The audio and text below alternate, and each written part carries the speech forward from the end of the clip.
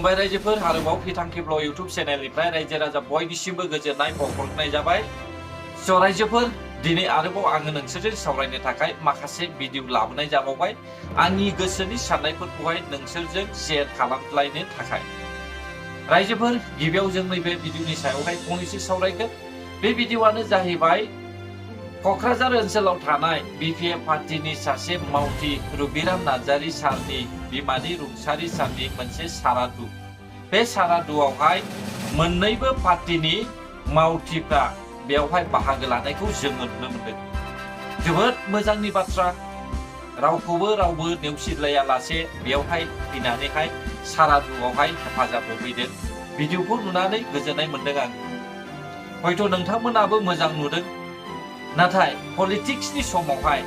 मानो बिसोरो आलादा आलादा, मानो बिसोरो खौसे जालायनो रोङा, मानो बिसोरो गोरोबज्लाया, दिनैहाय नोंथांमोनाबो सिन्था खालाम। दा जानो हागौ नोंसोरबो सानदों पलिटिक्सआव मानो गोरोबज्लाया होननानैहाय। हयथ' गोरोबज्लायनायमोनब्ला जोंनि बर' रायजो राजाफोरा गुबुन गुबुन हारिफोरजोंबो नेवसिजानो गोनां जानाय नङामोन आरो जोंनि बर'नि पार्टीया गावजों गाव बेफोरबायदि नांज्लाय खमज्लाय जुजिज्लायामोनब्ला गुबुन गुबुन पार्टीया बर'नि पार्टीखौहाय माब्लाबाबो गाख्लायनो सुबिदाबो मोननाय नङामोन। अब्ला रायजोफोर बिथांमोननि गोसोआसो मा सानदों बेखौहाय इसोरासो मिथिगौ। ना मा बुङो रायजो राजा नोंथांमोना मा सानदों कमेन्टआवहाय फोरमायहरब्लानो जाबाय। दानिया जों सावरायनोसै रायजोफोर। नै ओरैहाय नायदो, सासे सुबुङा माइनरिटी सुबुङा माबायदि बिहेभ खालामदों सासे 17 बोसोर रायजो सालायनाय बिपिएफनि चिफ हाग्रामा महिलारिनि मोखाङावनो। मिथिङावनो बेफोरबायदि बिहेभ खालामोब्ला अब्ला बेसेबां गनायजाथाव। दा बेफोरबायदि बिहेभनि थाखायनो बिपिएफनि चिफ हाग्रामा महिलारि सारा हयथ' साननो गोरों मानसिफोरनिफ्राय गोजानाव थानो गोनां जादों खोमा होननानैहाय आं सानदों रायजोफोर। दिनै नैबे बारनायखौ नुनानै बिथांमोननि माइनरिटीनि माखासे मेलेमजिबि सुबुंफ्राबो गोबांथार बाथ्रा बुंदों बिपिएफनि चिफनि सायावहाय। नाथाय बेफोरखौहाय सानदों जानो हागौ बिपिएफनि चिफ हाग्रामा महिलारि सारा बेफोरो जेबो नङा होननानै। नाथाय बेफोरो सुबुं गौमानि थाखाय रायजो राजानि सिगाङावहाय गनायजाथाव नङा। बेफोरबायदि खालामनो नाङा। आरो बेबायदिनो गोबांथार बिपिएफनि सायावहाय जोङो फोरमानखौ नुबोगासिनो दङ। आं रावनिबो सिङाव आन्दारावहाय थाग्रा नङा होननानै बुंबाय। बिस्वजित दैमारि सारखौबो बुंबाय बियो बिपिएफनि सिआइडि। आरोबाव गोबांथार दङ रायजोफोर, बुंख'नो हाया। दा बेबायदिनि खारनावनो बिपिएफनिफ्राय साननो गोरों रायजो राजा सुबुंफ्रा आनजायनायखौहाय जोङो नुनो मोनदों। रायजोफोर दानिया जों सावरायनोसै। रायजोफोर दानिया जोङो सावरायनोसै सानजाहा सिमा बारायनाय धोनस्रि बियाबनि MCLA मिस्टार मुसाहारि सार बिथांमोनजों ज' जानानै मोनसे गामियावहाय जर'खा मिथिं खुंलायनायावहाय गामिनि सासे आइजोआ बिपिएफ पार्टीनि सायावहाय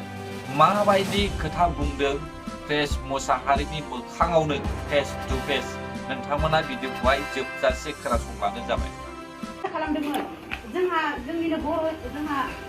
बिटिसिआव जोंहा हाग्रामा सारखौ जोङो चिफ महरै जों बे समाव दंबाय थाखायो। बे सारखौ जों ओरैबायदि आसा खालामदोंमोन जोंहा बर' हिसाबै बे सारा जोंखौ फैगोन, अनसायफैगोन, नायफैगोन, नङा होमबा? जों गोबां लामा नायदोंमोन आरो माने जोङो गुबुन गुबुननि माबानिफ्राय फैबाय थादों नाथाय जोङो सारखौ नुनो मोनैयाव माने बिराद गोसो जादों आरो हाबाब दिनै जोंहा जोंनि गेजेरनिफ्रायनो बर'फोर दङ, नङा होमबा? जेरै जोंहा प्रमिला आब'आ जोंहा बे समाव फरेस्ट मिनिस्टारमोन, ओमफ्राय माबाया जोंहा हाग्रामा साराखौ चिफ खालामो। होमबा जोंखौ बिसोर नायफैनो सम गैला नामा? जोंनि बर' समाव बिसोर आय होनो जोंखौ मानो नायफैनो हायासै? नैबेखौ जों आङो माने सानदों आरो दायो बे समाव बिसोर मानो फैनो हायाखैमोन बिदि सानदों आरो बेल' नङा। बै समाव जेनेबा जोंहा गावनिनो बर' मानसियानो जेरावहाय फरेस्ट मिनिस्टार जानानै दंमोन प्रमिला रानि ब्रह्मआ। होमबा बियो दिनैसिम मानो जोंनि बिसनारि बा सनितपुरनि मानसिफोरनि थाखाय हाखौ मानो मोनसेबो दासिम दिनैसिमबो मानो खालामनो हायाखैमोन? गावनि पावार थानाय समाव मानो सल्भ खालामनो हायाखैमोन? दिनैसो जुदि बिथाङा भट नांगौ होननानै जेनेबा बिपिएफ हानजाया जेनेबा पार्टिया फैदों नङा होनबा जों बेखौ गाज्रि मोनाखै नाथाय माखासे जाहोनफोरखौ लानानै बैसोरो साननानै खामानिखौ मावनो मोजां मोनो आरो दा आंनि साननायखौ आं बुंथ'दों दा जुदि सरकाराव थानानैबो जुदि बेफोरबायदि खामानिखौ अलखदनि खामानिखौ जेबो जुदि मावनो हायाबाथ' होनबा सरकार दानायनि लाब नङा होनबा फोथायनाया बहा थागोन बिदि जायो ओमफ्राय बेनि उनावहाय आं सानदों दानि जेनेबा बिपिएफ हानजानि बिबानगिरि जायफ्रानोखि जोंनि बेवहाय दा जायफ्रानोखि खामानि मावनो लादों नङा होनबा दा बिथांमोना खायसेया माने भट होनायनि मोनथायानो गैया दा बिसोरबायदि मानसिया बै हानजायाव गिदिंनानै बेदारि खालामनानै मा मुलाम्फा दं आं बेखौ सानदों आरो दा सालुनखौ थगायनाय बायदिसो आं मोनदों आरो बेफोरबायदिथ' थगायनो मोना जेराव गामियानो हाबाखै बिथांमोना भटखौनो होनो मोनथ'वा दा बिदि लाखिनानै बिदि बुंबाय थायोब्ला होमबा सालुनखौ थगायनायनि अनगायै जेबो जायाखै आं बिदि सानदों आरो आं बुंफुंदों आरो दिनै माने बेफोरबायदि खालामनो मोना मानो मोनथाया दङ बयहाबो नङा होनबा नाथाय बियो जेब्लानिफ्राय गावहा मोनथाय फल मोनगोन अब्ला बियो खालामनो हागोन दिनै बिदि खालामनाङा आरो दा ओमफ्राय आं सानबावदों आरो बेवहाय जुदि बिथांमोनहा बे माबाखौ लुबैयोब्ला जेनेबा बेफोरबायदि गाव जुदि जेबो माबायानो गैया जेराव बेवहाय बिदि माबानो हाबै माबा खालामोबा बे माने गावखौ गावनि सायाव माने फोथायथिया गोमालांगोन आरो दिनै बे मानसिया भटखौनो होनो मोना बे जेरै गिदिर लोगोबायदिया थागोन आरो जेरै हमनानै आंनि मिथिं नाजारि फैबाय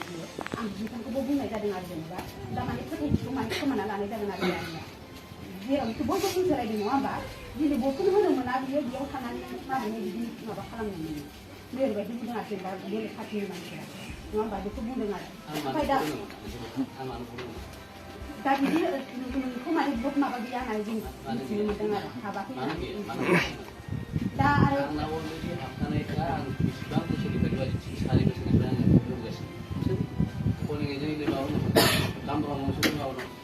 दा आरो नैबेबो मोनसे आङो हानजानिफ्राय साननाय आरो जेनेबा 17 बोसोरसिम सरकार दानानै थाबाय थानायावबो दिनै बाहेरानि मोनसेबो खामानि मावनो हायाबा सहाय होनो हायाबा होनबा बेफोरबायदि सरकारनि सायाव जों बोरै फोथायनो हायो होननानै जों सानो आरो बेखौ सानदों आरो दा सानना जों सावरायलायदों आरो दा ओंखायनो माने जोङो दाख्लै जों खोथा होखाबाय खोथा होदों जोङो जेराव मोनसे जोंहा मिरु सब्जेक्टआ फैदोंमोन बेयाव जों बयबो बुंदों बेयाव फैदोंमोन नङा होनबा जोङो बे खेबसेखौ बेयावनो होनानै नायगोन जुदि 5 बोसोरनि उनाव जेबो मावाबा जों बिसोरनिफ्रायबो जों ओंखारनो हागोन दा बिसोरो फैनानै खोथा होनाय हिसाबै जोंबो खोथा हरदों जोङो दे बेयावनो थासिगोन जों खेबसेनो हाबा मावसिगोन बेयावनो थागोन होननानै जों बुंनाय जादों आरो दा बेनिखायनो माने आं सानदों माने जों बयबो सावरायदों जोंहा बे माबायाव जोङो दा जों बिबान जानो हानाय नङा आरो बेखौ जों फोरमायबाय आरो सारनो दा मानोना जोङो गासै रायजो राजानि मतामत आरो खौसेथि मोनबासो जों बबेबा मोनसे माबाया देरहानाय जेननाया थायो नालाय आं बेखौ बुंबाय आरो दा बे समावहाय माने फैबाय थानाय समाव जोङो फैनायाथ' गोबां मानसिनि पार्टिनि फैबाय थागोन थेवबाबो माने जोङो गुबुन माबायाव जों जगदानखौ होनो हानाय नङा जों सिगाङावनो जों थिरांथा लाखानाय जेब्लानोखि जोंनि गामिया हाबाखैमोन अब्लानो जों थिरांथा लाखादों जे जोंनि हान्जायाव जोंनि बर' माहारियाव मोननै हान्जा दंखायो बिपिएफ आरो इउपिपिएफ बेनि गेजेराव जाय सरकारानोखि मोजां हाबा मावगोन समाजनि मोजां मावगोन गासै गामिफोरनि स्कुल आरो गोबां बिदिनो लामा सामा बेफोरनि खामानि मावगोन जाय बिसोरो जायनोखि माबा होगोन जों बिदिनो भट होगोन होननानै जोङो थिरांथा लानानै दंखायो जोङो बेनिखायनो माने जोङो दा जेरैबायदि थिरांथा लादों बेनिफ्राय जों दोरोदथ'नाय नङा आरो बेखौ जों बुंना दोनखाबाय जोङो ओरैबायदिबाव जोंना बे एरियायाव बंकव हिसाबै गंनै फरायसालि दङ माने दिनैसिमबो जों सरकारनिफ्राय मोनसेबो एसे फेरलेबसेबो जों माने माबा मोनाखै आरो बिजेपिआनो होन बा इउपिपिएलआनो होन बा बिपिएफआनो होन मोननाय जायाखै नाथाय जोङो दाख्लै जोङो दाबि खालामदों मिरु सब्जेक्ट सानाव दाबि खालामदों जोंहा एलबाम भेन्सार हिसाबै जोङो फरायसालि गंसे दङ जोंहा बाजेट दंनायखौ जोंहा हाबथ'वाखै नालाय दा बेखौ जों खालामाखै बेयावहाय फरायसालि गंसे दङ बेयाव दरखास्त होदों माने डेस्क बेन्चनि थाखाय जोङो माने बेयाव दरखास्त होनाय जादोंमोन बिथाङा खोथा होलांदों दा जों बेखौ लामा नायनानै थासिगोन आरो दा बेखिनियानो आरो जाय सारमोनहा होनदों जेनेबा मावनो हानाय हायो बेखौथ' बयबो रायजो राजाया मिथिगौ नुदों ससियेल मिडियानि गेजेरजों आजिखालि बयबो मिथियो रावबो थगायलायनो हाला बेनो आरो दा सोरनि साननाया माबायदि बेफोरखौ बयबो मिथिलायो दा बेखिनिखौ बुंनानै आङो गोरोन्थि निमाहा बिनाय थाबाय आरो मोनसेबो लाइल'फोर जों मोनबाय आरो दा बै समाव जोङो गोबां आसा खालामदोंमोन जोंहा जोंहा जोंनिनो बर' जोंहा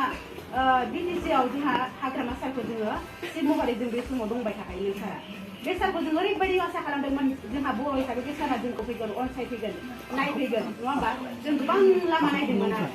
माने जोङो गुबुन गुबुननि माबानिफ्राय फैबाय थादों नाथाय जोङो सारखौ नुनो मोनैयाव माने बिराद गोसो गाबदों आरो हाबाब दिनै जोंहा जोंनि गेजेरनिफ्रायनो बर'फोर दङ नङा होमबा जेरै जोंहा प्रमिला आब'आ जोंहा बे समाव फरेस्ट मिनिस्टारमोन ओमफ्राय माबाया जोंहा हाग्रामा साराबो चिफखामोन होमबा जोंखौ बिसोरो नायसनफैनो सम गैला नामा जोंनि बर'फोर समाव बिसोर आयंमोननो जोंखौ मानो नायफैनो हायासै नैबेखौ जों आङो माने सानदों आरो दायो बे समाव बिसोर मानो फैनो हायाखैमोन बिदि सानदों आरो बेल' नङा बै समाव जेनेबा जोंहा गावनिनो बर' मानसियानो जेरावहाय फरेस्ट मिनिस्टार जानानै दंमोन प्रमिला रानि ब्रह्मआ होमबा बियो दिनैसिम मानो जोंनि बिसनारि बा सनितफोरनि मानसिफोरनि थाखाय हाफोर मानो मोनसेबो दासिम दिनैसिमबो मानो खालामनो हायाखैमोन गावनि पावार थानाय समाव मानो सल्भ खालामनो हायाखैमोन दिनैसो जुदि बिथाङा भट नांगौ होननानै जेनेबा बिपिएफ हानजाया जेनेबा पार्टिया फैदों नङा होमबा जों बेखौ गाज्रि मोनाखै नाथाय माखासे जाहोनफोरखौ लानानै बैसोरो साननानै खामानिखौ मावनो मोजां मोनो आरो दा आंनि साननायखौ आं बुंथ'दों दा जुदि सरकाराव थानानैबो जुदि बेफोरबायदि खामानिखौ अलखदनि खामानिखौ जुदि मावनो हायाबाथ' होनबा सरकार दानायनि लाब नङा होमबा फोथायनाया बहा थागोन बिदि जायो ओमफ्राय बेनि उनावहाय आं सानदों दानि जेनेबा बिपिएफ हानजानि बिबानगिरि जायफ्रानोखि जोंनि बेवहाय दा जायफ्रानोखि खामानि मावनो लादों नङा होमबा दा बिथांमोना खायसेया माने भट होनायनि मोनथायानो गैया दा बिसोरबायदि मानसिया बै हानजायाव गिदिंनानै बेदारि खालामनानै मा मुलाम्फा दङ आं बेखौ सानदों आरो दा सारमोनखौ थगायनाय बायदिसो आं मोनदों आरो बेफोरबायदिथ' थगायनो मोना जेराव गामियानो हाबाखै बिथांमोना भटखौनो होनो मोनथ'वा दा बिदि लाखिनानै जुदि गिदिंबाय थायोब्ला होमबा सारमोनखौ थगायनायनि अनगायै जेबो जायाखै आं बिदि सानदों आरो आं बुंथ'दों आरो दिनै माने बेफोरबायदि खालामनो मोना मानो मोनथाया दङ बयहाबो नङा होमबा नाथाय बियो जेब्लानिफ्राय गावहा मोनथाय फुल मोनगोन अब्ला बिदि खालामनो हागोन दिनै बिदि खालामनाङा आरो दा ओमफ्राय आं सानबावदों आरो बेवहाय जुदि बिथांमोनहा बे माबाखौ लुबैयोब्ला जेनेबा बेफोरबायदि गाव जुदि जेबो माबायानो गैया जेराव बेवहाय बिदि माबानो हाबै माबा खालामोबा बे माने गावखौ गावनि सायाव माने फोथायथिया गोमालांगोन आरो दिनै बे मानसिया भटखौनो होनो मोनाखै गिदिर नै ओरैबायदि थागोन आरो जेरै हमनानै आंनि मोजां नार्जारि फैबाय बियो आं बिथांखौबो बुंनाय जादों आरो जेनेबा दा माने फोथायथिखौ माने खोमाना लानाय जागोन आरो जेरावनोखि बयबो बुंसोलायदों नङा होमबा दिनै भटखौनो होनो मोना बियो बेयाव थानानै माबोरै बिदि माबा खालामनो मोनो नै ओरैबायदि बुंदों आरो जेनेबा बेलेग पार्टिनि मानसिया नङा होमबा बेखौ बुंदों आरो ओमफ्राय दा बिदि नोंखौ माने भट माबा गैया होननानै जों मिथिनो मोनदों आरो हाबाखै होननानै दा आरो